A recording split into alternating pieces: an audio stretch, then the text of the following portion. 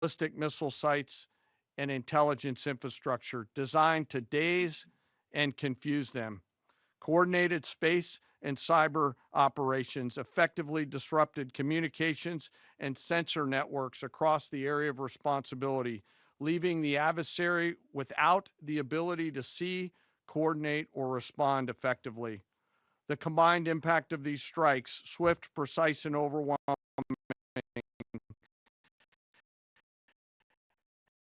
has resulted in the establishment of local air superiority. This air superiority will not only enhance the protection of our forces, but also allow them to continue the work over Iran. Over the course of the last 2 days, the Joint Force has launched hundreds of missions from land and sea and delivered tens of thousands of pieces of ordnance. The effort continues to scale. This included American B-2 bombers, which again, similar to Midnight Hammer, flew a 37-hour round-trip sortie from the continental United States, dropping precision, penetrating munitions on Iranian underground facilities across the southern flank and slightly deeper. Additionally, Israel has separately executed hundreds of sorties against hundreds of targets. Beyond Air Force and Navy aircraft strike packages, coordinated salvos of precision standoff weapons from across the region have neutralized hundreds of pre-planned targets. As I mentioned earlier, in support of these kinetic operations, U.S. Cybercom and Spacecom have continuously layered effects to disrupt, disorient, and confuse the enemy. I will note that this operation had several combat firsts, which I'll allow at some point in the future Admiral Cooper to talk about since he owns the AOR. While we've prosecuted a relentless offensive campaign, our defense has been equally important. Across the theater, operations have remained steady and disciplined. Once again, our integrated air and missile defense network is performing exactly as it's intended. U.S. Patriot and THAAD batteries, along with ballistic missile defense capable Navy destroyers, continue to coordinate and execute intercepts with precision and consistency.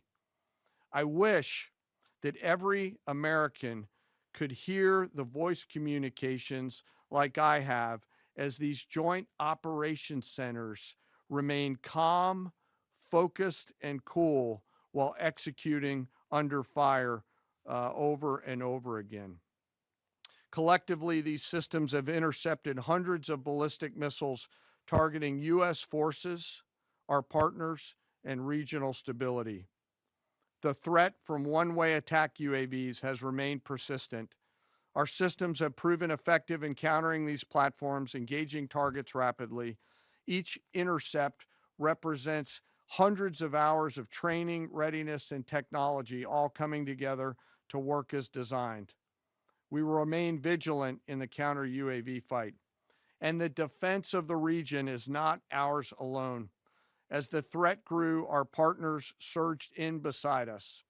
Air defense batteries in Qatar, the UAE, Kuwait, Jordan, and Saudi Arabia joined the fight, proof positive that years of training, trust, and hard-earned integration pay off. I am aware of the loss of 3 U.S. Air Force F-15Es overnight in the region. I am grateful for the safety of the crews, and we know that this was not from hostile enemy fire. As this matter's under investigation, I'll not comment further on this. Let me close. Operations will remain active across the theater and across the globe. The U.S. forces are postured not only to maintain pressure, but to respond and adapt as required. Operation Epic Fury stands as a reminder of what the United States military uniquely delivers: the ability to project power on a global scale with speed, surprise, precision, and overwhelming force when and where our nation requires it. What we've demonstrated over the past several days reflects years of investment in readiness, joint integration, and professionalism of the Joint Force. As major combat operations continue across CENTCOM, we remain engaged globally. America's joint force retains the credibility, capacity, and flexibility to respond to any contingency anywhere in the world at any time. To those who would test our resolve or threaten the United States, our allies, or our interests, understand clearly we can reach you, we can sustain the fight, and we can scale the fight, and we will prevail. To the American people, your joint force remains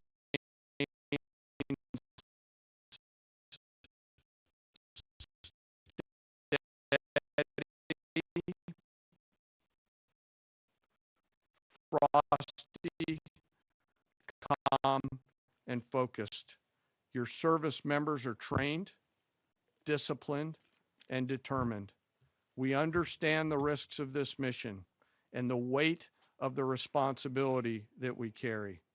We also recognize that our families also shoulder the burden at home. You are a part of this too. I am proud today, as I am every day, to stand as a member of America's joint force.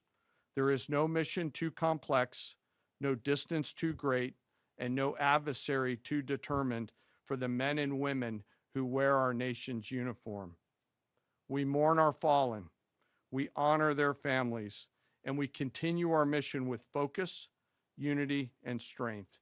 And now I'm happy to take any questions. Thank you, Mr. Chairman. Right here. Go ahead. Thank you for your time. What percentage of your capabilities are still, and what is our exit here, and when will it be deployed? Well, they have capabilities. Are hyper-focused on. The brief we got this morning, Admiral Cooper knows exactly and precisely what kind of threat matrix he's looking at, the way they techniques, and how we adapt to that.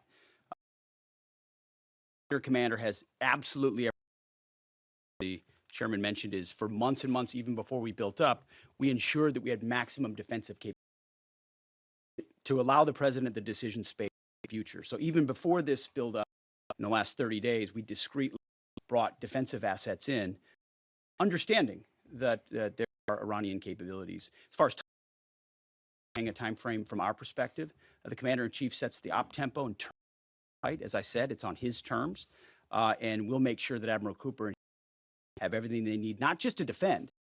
Defense is good offense, and so over that southern flank to ensure that we control it and we destroy anything that moves that would is shooting the archer instead of the arrows.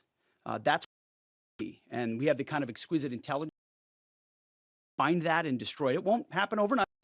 This is a big battle space with a lot of capabilities. That's part of the reason why it's such a us. That's why I talk about conventional umbrella to blackmail this conventional arsenal in order to ensure that no one would ever block them from their ability to get.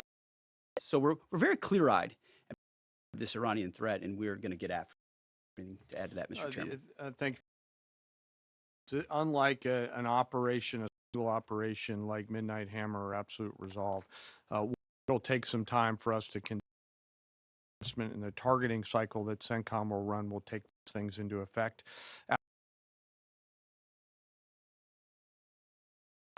He's focused on strike capability coming out of and that's a key and essential part of it. Of the capabilities that still exist from the enemy front. Yeah. And BDA. Normally we'd be able to see a singular thing and we'd assess pretty quickly. He's doing offense and assessment simultaneously, longer for us to assess than it would in a single op. Caller, two questions for you. The president said yesterday that we will leave Iran, we complete all of our objectives. Power against us and our allies in ways that we can't tolerate. So whether that's ballistic missiles and drones, so offensive capabilities, effectively their Navy, which would attempt to set other terms and impose different costs, drone capabilities, which we laid out there. And ultimately, though, this tying it back to Midnight Hammer, the president has been willing to make a deal. You can't have a nuclear bomb. Radical Islamists can't have a nuclear bomb that they wield against the world. He gave them every single opportunity. Then we precisely took it away. And even then, after that, they didn't have that. They didn't come to the table with a willingness to give it away. So ultimately, those nuclear ambitions, which never ceased, are something that had to be addressed as well. So that's a discrete sense of what's being addressed here to ensure that they can't use that conventional umbrella to continue a pursuit of nuclear ambitions. And then as it pertains to the U.S. casualties, that particular incident was, you have air defenses and the lot's coming in and you hit most of it. And we absolutely do. We have incredible air defenders. Every once in a while, you might have one, unfortunately, we call it a squirter that makes its way through. And in that particular case, it happened to hit a tactical operations center that was fortified, but these are powerful weapons. So we certainly will do, as I said, moments like that as we remember them and we take care of them and take care of their families, only stiffen our resolve to ensure that we do this properly. Thank you. Yep. Right here. Thank you, Secretary Hegseth. I had two questions for you. First, are there currently any American boots on the ground in Iran? No, but we're not going to go into the exercise of what we will or will not do. I think it's one of those fallacies for a long time that this department or presidents or others should tell the American people, and our enemies, by the way, here's exactly what we'll do. Here's exactly how long we'll go. Here's exactly how far we'll go. Here's what we're willing to do and not do. It's foolishness. And so President Trump ensures that our enemies understand we'll go as far as we need to go to advance American interests. But we're not dumb about it. You don't have to roll 200,000 people in there and stay for 20 years. We've proven that you can achieve objectives that advance American interests without being foolish about it. Now, will we be bold about it? Are we willing to be decisive about it? Do we put months and months of planning into what kind of effects we want to achieve? Absolutely. But going forward, why in the world would we tell you, the enemy, anybody, what we will or will not do in pursuit of an objective? We fight to win. We fight to achieve the objectives the President of the United States has laid out, and we will do so unapologetically. Thank you. Is there any significance to Israel carrying out this strike to kill the Ayatollah? And I wanted to know, what was your immediate reaction to finding out about his killing? I think Israel did a great job in the conduct of that operation. President Trump put a 4-week you go, timeline right on here, it. Are you please. saying that's wrong? Yeah, thank you. You mentioned during the briefing, General Kane, that there would be additional troops sent to the region. Could you say how many troops currently are involved in this operation and how many additional troops are planned to go in this next phase? I don't want to talk specifics because that would tip the enemy off. We have more tactical aviation flowing into theater just based on the time it took to get it out there. I think we're just about where we want to be in terms of total combat capacity and total combat power for Admiral Cooper. One of the things, though, that a commander, he'll consistently assess the trajectory of the campaign. Is he on or off trajectory? And then make an ask of the joint force, which will then develop options for consideration by the Secretary and the President to either increase or in some cases decrease the amount of combat capability that we have over there. I heard the question about 4 weeks. It's the typical NBC sort of gotcha type question. President Trump has all the latitude in the world to talk about how long it may or may not take. 4 weeks, 2 weeks, 6 weeks. It could move up. It could move back. We're going to execute at his command the objectives we've set out to achieve. And what he has shown an ability to do that other presidents can't quite seem to have the aperture to do, well, I mean, Joe Biden didn't even know what he was doing, is to look for opportunities and off-ramps and escalations for the United States that creates new opportunities to execute what we need on our own timeline. So you can play games about 4 weeks, 5 weeks. He has all the latitude, and I'm glad he does, because there's no better communicator than our president expressing those things. To the Daily Mail. I've been in meetings with the president for the last 2.5 days. We know exactly where his headspace is, and he will communicate as he should exactly what he would like, and we will follow those orders. And I think everything he said on that is right down the middle. Chairman, did you have Absolutely. evidence Yes, right there. response Yes, to sir. the strike first? Thank you very much, Secretary. I left my hometown of Sakis in Iranian Kurdistan in 1996. Can you promise that I will be able to return home safely this year? And I have a following question too, please. I appreciate the question. I'm not here to place guarantees on that, but I think the message the president has given has been clear to the people of Iran. This is your moment.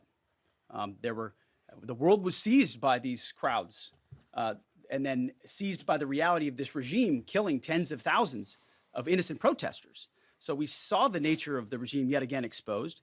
We saw many of the Iranian people seek a change there. This is their moment to take advantage of it for sure. Secretary, you served in Iraq and know that no American soldiers were killed in Kurdistan. The Kurdish people are very pro-American. Will you continue protect Kurdistan and Peshmerga as loyal ally of the United States? Why I'm asking this question? Because now Kurdistan is under attack by Iranian drones and by proxies in Iraq and on the region. I think I can speak to allies generally in the region who we've been in constant communication with. We have been standing shoulder to shoulder with them, and we appreciate their capabilities. Absolutely. Yes, right here. Hi, thank you. Cameron Arkin with the Daily Wire. My question is about some of the domestic threats, if any, regarding this right now. Have there been any concerns about Iranian sleeper cells, and kind of what has the Trump administration been doing to kind of monitor these All threats? across the interagency, in full coordination. Of course, we're paying attention to any potentialities there. This is a former regime, that seeks to export that ideology and try to sow terror.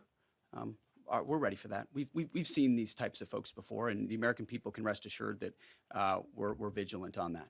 Right here. Secretary, thank you. Kind of a follow-up on that last question. There was just this, what appears to be a terrorist attack in Austin yesterday.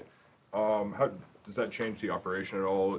What effect does that have? And It doesn't change the operation at all, and I know the authorities are executing exactly the way they should. Secretary Hickseth, and one for Chairman Kane as well.